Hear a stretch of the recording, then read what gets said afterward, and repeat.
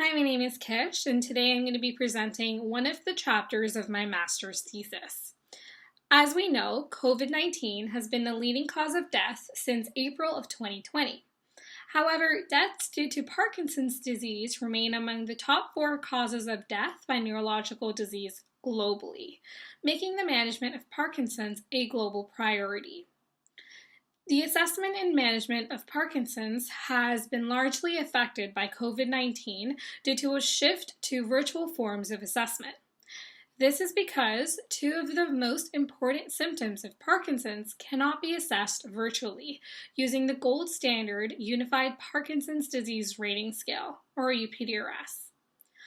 A recent study advised that for accurate scores to be calculated, only 3 values of the UPDRS could be absent. However, 6 values are unable to be evaluated with online assessments. This inability to compute a total disease severity score may result in poor disease management.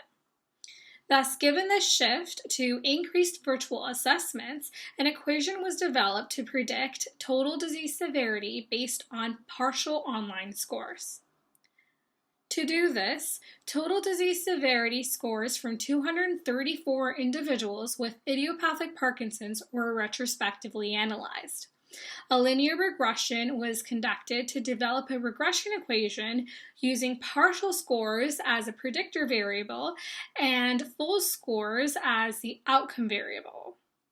The derived equation was then tested on an independent sample of 1,168 participants to predict total disease severity, and a Pearson correlation was also conducted. So over here, we have the derived equation. And if you look at this figure here, we have full UPDRS scores for the independent sample down here.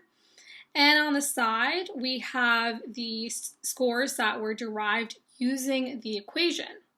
What we found was that there was a strong correlation between predicted full UPDRS scores and the actual UPDRS scores of the independent sample.